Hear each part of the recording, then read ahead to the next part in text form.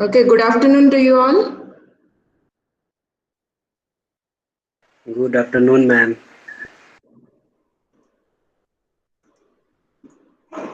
Let me know if you can see the screen. Is it visible? No, ma'am.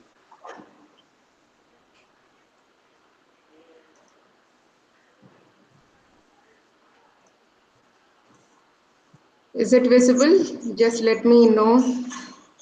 Yes, ma'am. Okay, fine. Okay, welcome to this fourth lecture under module 4. In the last session, we have seen basic file system operation, how to read a file from HDFS cluster to your local file system, and again from local file system back to your HDFS. I have told you in the reverse, I think.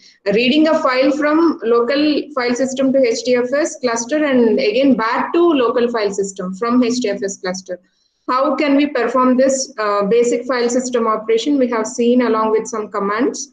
And also Hadoop file systems. What is the abstract class we use to access these Hadoop file systems? That is ORG, Apache Hadoop, FS.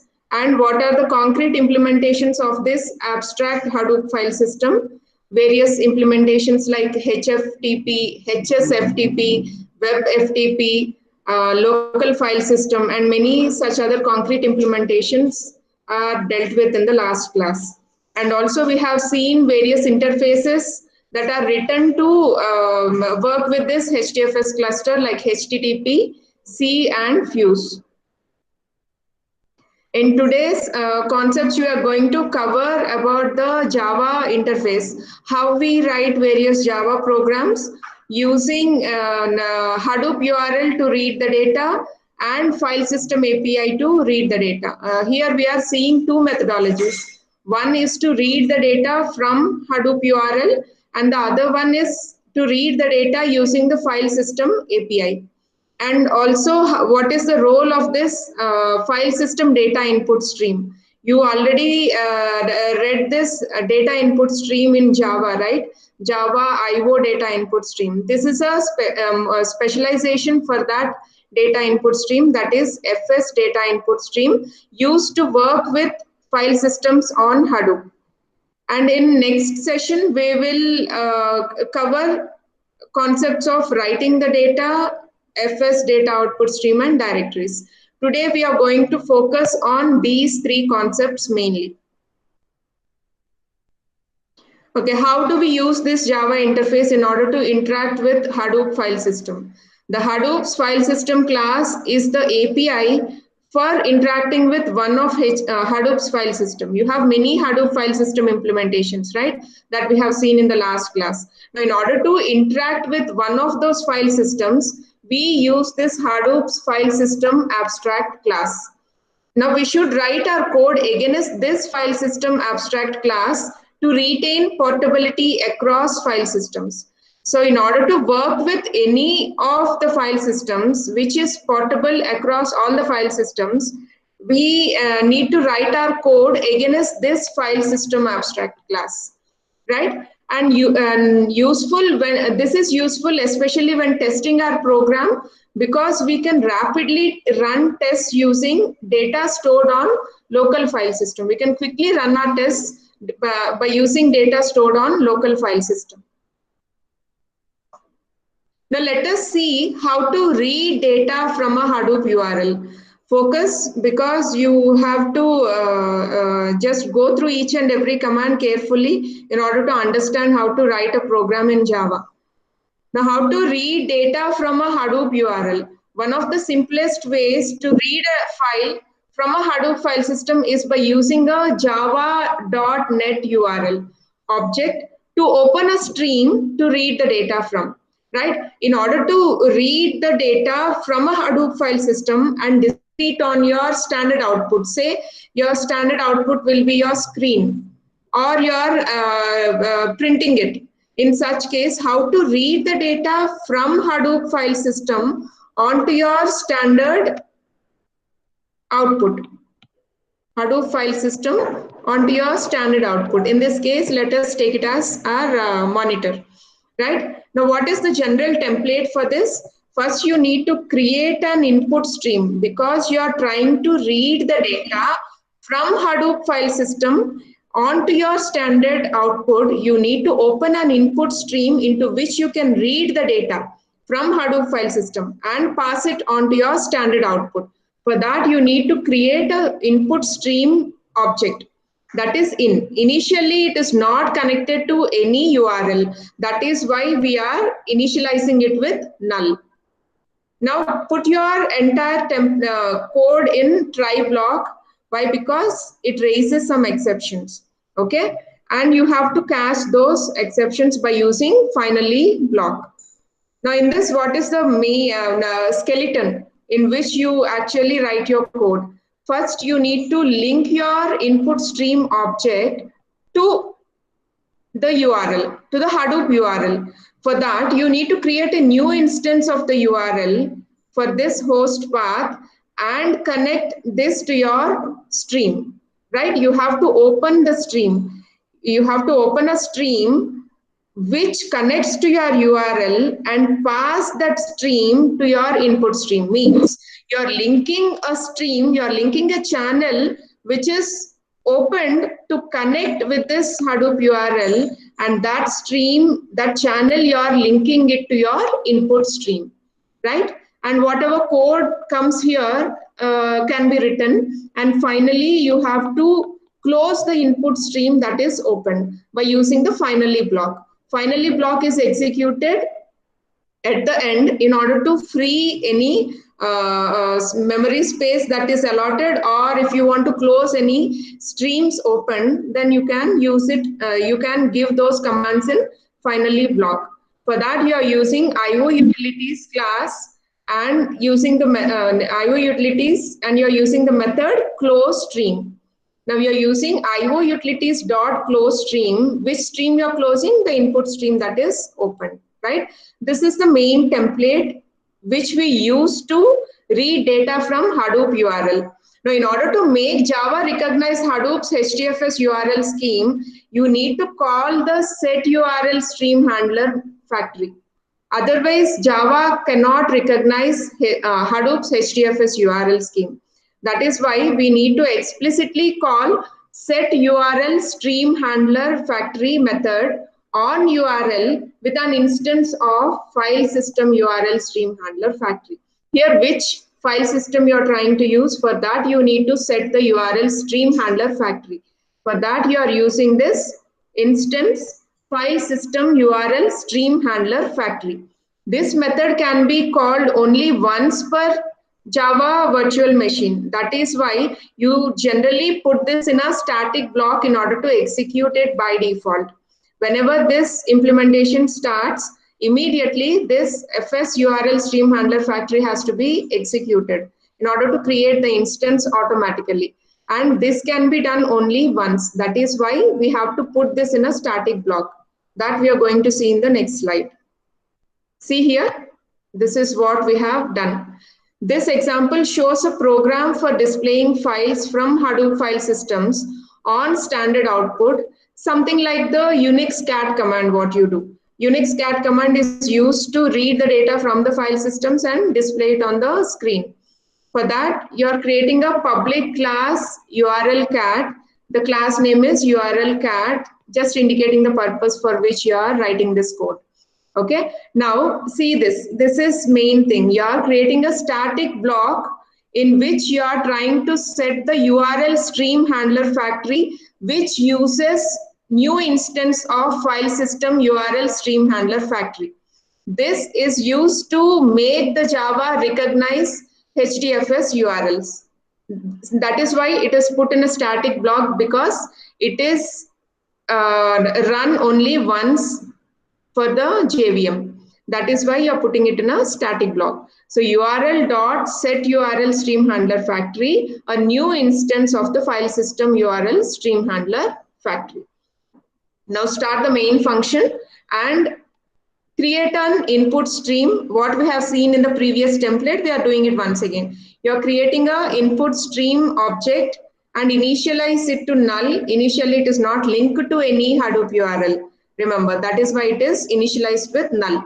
Now, you're creating an you're opening a stream with the specified URL in the command line. So when we are running this class, you pass the path of the Hadoop as a command line argument. That command line argument you're taking and creating a new instance of it and connecting it to the stream, which has to be opened as a channel to connect with that particular file and linking that channel to your input stream so that the content of that file can be read into your input stream, which further passes that data to your standard output. That is your monitor in this case, which is displaying the contents of the file on your screen.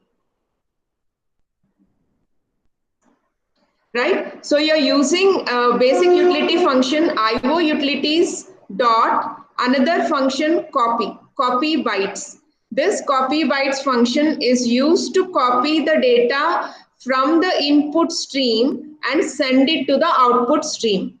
And this indicates the buffer size. The buffer size here is selected as 4096 bytes.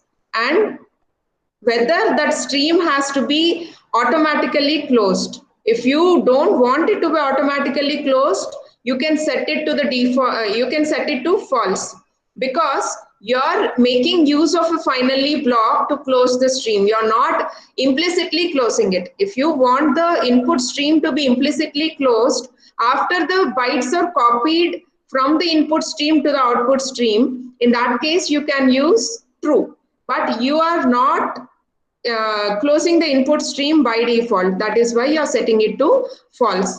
And in the finally block, you are explicitly closing the input stream by using again IO utilities dot close stream method and passing the input stream which has to be closed as parameter. This closes your input stream which is opened to connect with your file on the Hadoop. Right? This is the method used to read data from a Hadoop URL. Any doubts in this?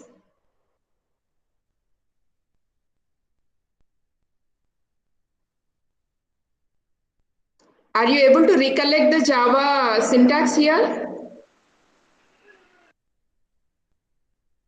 You know how to read a file from Java file, how to read the content from Java file, right? In the same way, you are reading a content using Java's data input stream. Okay, and you're connecting it to Hadoop URL. You're reading the data which is stored on Hadoop by specifying the URL onto your local standard output. Now, how to run this code? You're running it on your Hadoop, which is running in pseudo distributed mode. That is why you're using %Hadoop. And you're calling the class URL cat, which takes this Hadoop URL. HDFS, because it is running in pseudo distributed mode, your host is the local host, and this is the absolute path to refer to that file on Hadoop URL. Now the data is being read from this Hadoop file and displayed on the screen. This is the content of this quangle.txt which is being displayed on your standard output. So this class we are using to write a function in order to read the data from this Hadoop URL and display it on your standard output.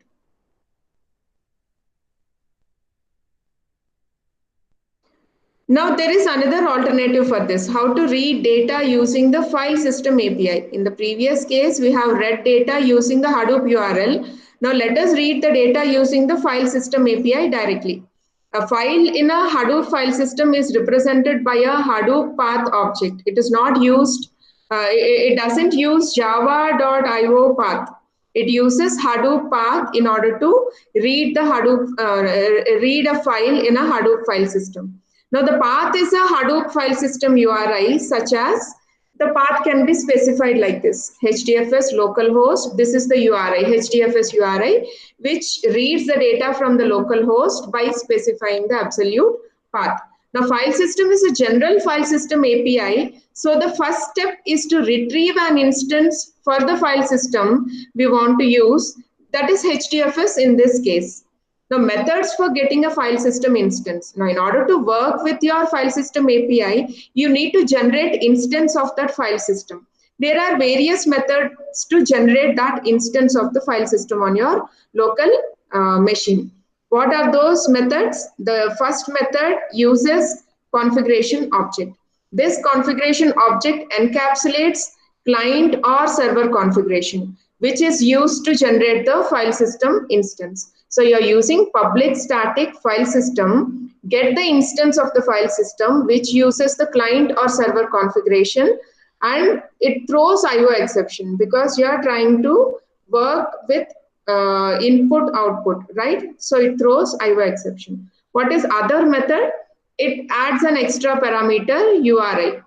Public static file system, get the file system instance by using the configuration object of client or server, and it also uses URI, local URI that we specify, something like HDFS localhost. But if you don't specify this, it falls back to the default only by using the single parameter, that is configuration object. And the third method, it also uses string user, means which using which user authentication it needs to generate the file system instance. That is specified as one parameter, string user. Public static file system get the URI scheme and the configuration object, and also the user for which the file system instance is being generated, right? And all this throws IO exceptions. And another method to generate a local file system instance is public static. Instead of file system, we use local file system, get the local file system instance by using the configuration object, that throws IO exception. Right here, you are getting a local file system instance, means you are getting a instance of the file system which is situated on your local file itself. That is when we are executing it in a pseudo distributed mode. Now, with the file system instance in hand, we obtain the file system instance, right? Now we invoke an open method to get the input stream for a file. Now we need to open the input stream in order to connect to the file. So what is the method for that? Public file system data input stream open by passing the path. Again, it throws the IO exception. Now this FS data input stream is a specialization or implementation, extended implementation of your Java data input stream. I think you remember this Java data input stream when you want to create a data input stream object for your Java files, right? In the same way, you are using FS data input stream, which is an extension for this data input stream. Now you are using public FS data input stream object in order to open the path to this file system that is specified in this path parameter as F. Now public, another implementation for this is public abstract FS data input stream open. Here we can also specify the buffer size. In the initial case, it accepts only the path to the path of the file which we want to access. But in the next case, we are trying to specify the buffer size also, so that how much data can be read into the buffer each time before it is flushed onto the standard output. That is what we are mentioning here, buffer size. Now the first method uses a default buffer size, because here we are not mentioning any buffer size. It uses the default buffer size, that is 4 kilobytes. But if you want to override that, you can use this implementation by adding extra parameter buffer size, where you can set your buffer size before flushing it onto the standard output. Now, how to display files from a Hadoop file system onto your standard output by using file system directly rather than using Hadoop URL. How to do that? Let us write a Java class again, that is by name file system cat, which uses the main function. And see this. Here you are creating a string variable URI which takes the command line argument. Again, that is nothing but your file system, this one, path. That is the path to that particular file in the file system, right? This path passed as command line argument will be taken into this argument string vector and assigned to this URI. Okay, and we are also creating a configuration object which is instance of the configuration class, and another file system object which is an instance that gets the URI which is created from this URI scheme. Okay, which also accepts the configuration of the client or server. Now we are creating an input stream which is initially made as null, and now we are opening the file system object by passing this new path by using the URI scheme. This is nothing but your file system path you are giving to access your file.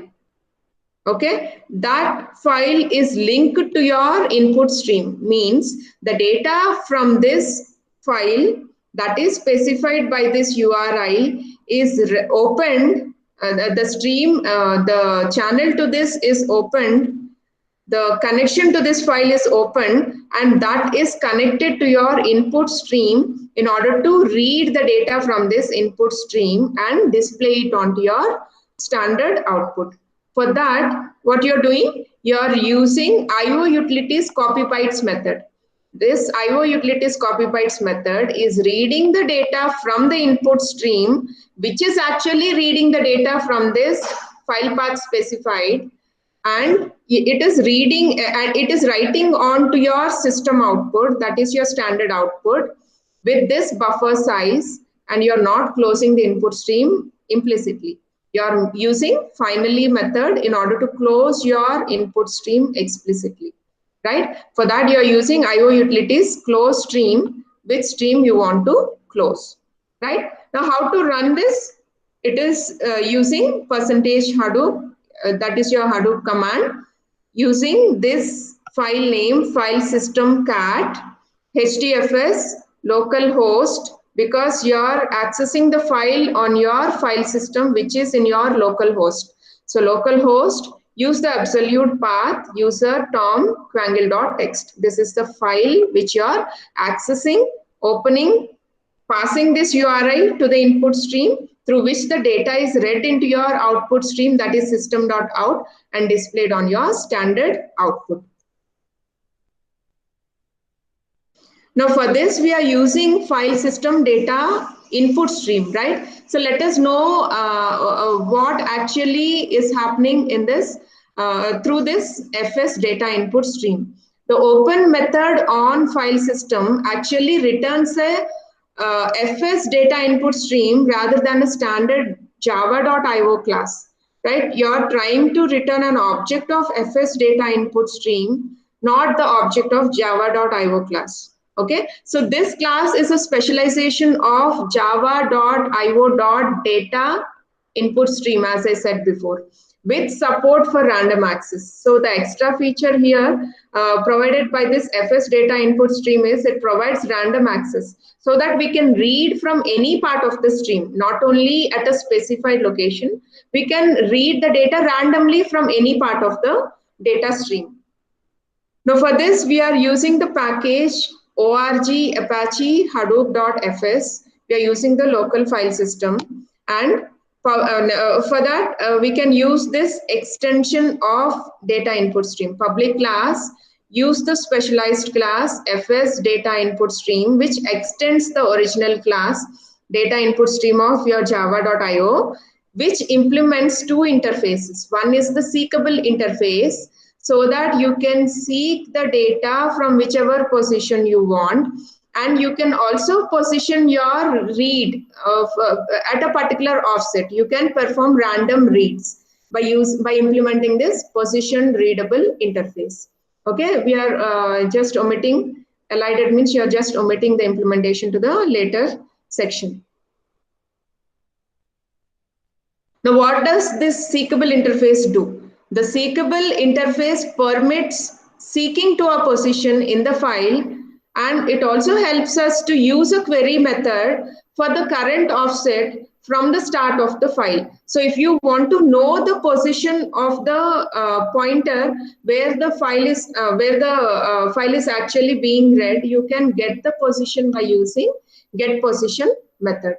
For this, you're using public interface seekable, and it has two abstract methods. One is the seek method and the other one is the get position method.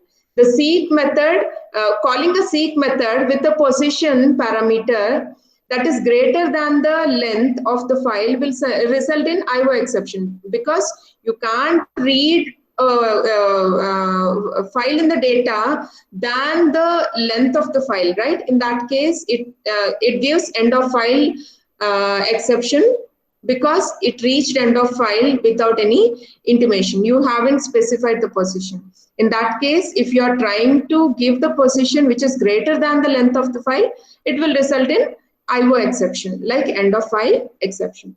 And this is used to get the position of your pointer.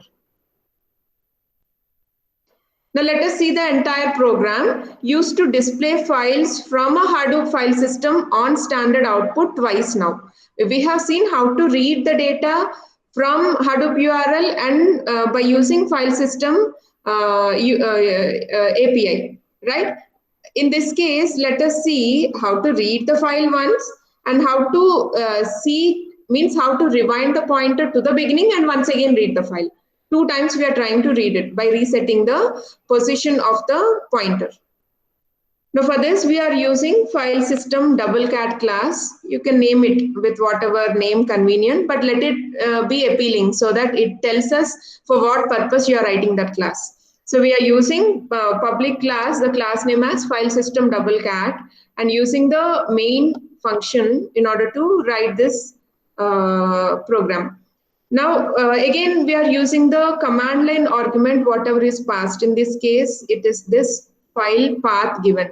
That file path is read into this URI, and also you're creating a configuration object. Each time this has to be created. Why? Because it contains the client or server configuration.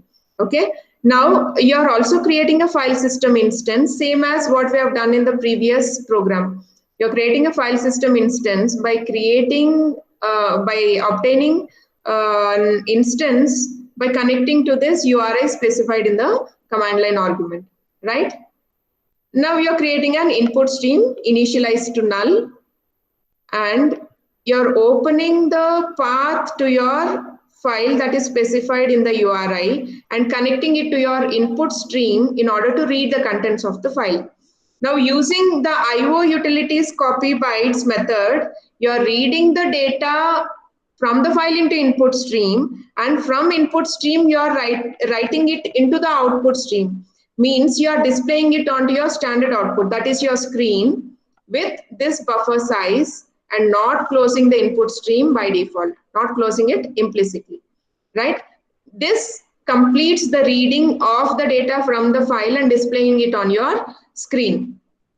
Now, once again, if you want to read it, in that case, you can go back to the start of the file by using this seek method.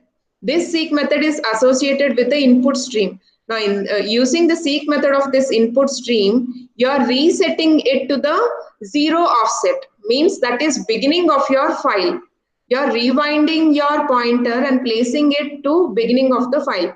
And once again, using the same copy bytes method in order to read the entire file onto your output stream from the input stream and display it onto your standard output. And finally, close the input stream explicitly, right? For this, you are using again the Hadoop command by calling the class file system doublecat and specifying the URI, which is read into this URI through the command line argument and used in order to open the file and read the data or contents of the file. Now this FS data input stream also implements the position readable interface. I think you remember we have two methods in this seekable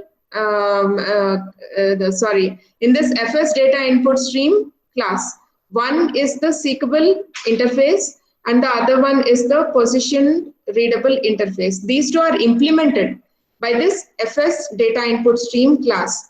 Now we have seen in the previous slide how seekable works. Now we are going to see how this position readable interface works. This FS data input stream implements the position readable interface for reading parts of a file at a given offset. If you want to read only parts of the file, in that case you can use position readable. You can place the file pointer to a particular position and read from that position to a given position or for a given length. For that, you have various methods, abstract methods in this interface, position readable. What are those methods? Read, read fully, and read fully different version. This read uses position, long position, means it sets the file pointer at a position and it reads for the given length into the buffer from at a given offset. I'm repeating again, it is reading the contents of the file from a given position for the length of the byte specified into the buffer from the to the given offset that is mentioned here. Okay, and if you want to read fully, in that case you can specify the position and length will be here end of the file because you want to read the contents of the file fully. In that case, the length will be nothing but the total content of the file read into the buffer from a given offset, into a given offset. Okay, and this last one says that we can omit this offset and length. Why? Because we want to read the contents of the file fully from a given position to the end of the file into the buffer. Means we want to read the entire content into the buffer. That is why we are not specifying offset at which it has to be read into and the length, because we are reading the entire content till it reaches the end of the file. That is why it may throw end of the file exception when it reaches the end of the particular file. Now all of these methods preserve the current offset in the file and are thread safe. So they provide a convenient way to access another part of the file metadata while reading the main body of the file. Means it provides multiple accesses to the file. Though the file is being read by one thread, still it provides access to be read by another thread. Means it supports multiple accesses to that current file. It is thread safe. But remember, this seek has to be avoided as much as possible. Why? Because this consumes lots of bandwidth. And always design the structure of your applications to minimize the seeks and just provides access to streaming data rather than increasing the number of seeks. Now in the next class, we are going to see programs that can be written in this Java interface to write the data to the files, and how FS data output stream plays an important role in doing this functionality, that is writing data to the files, and also about directories.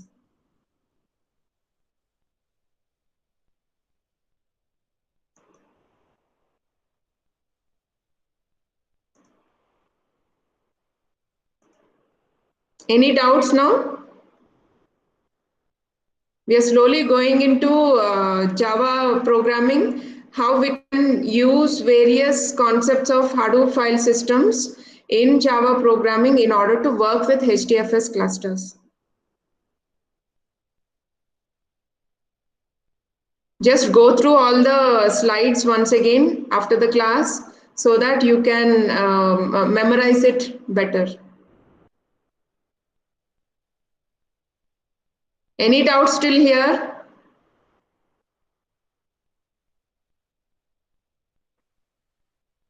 No, ma'am.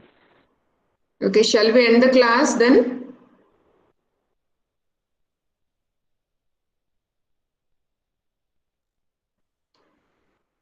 If you still have any doubts, you can just communicate to me personally. I'll try to answer.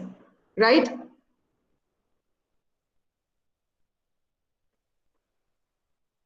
Okay, thank you for attending this class. Meet you in the next lecture.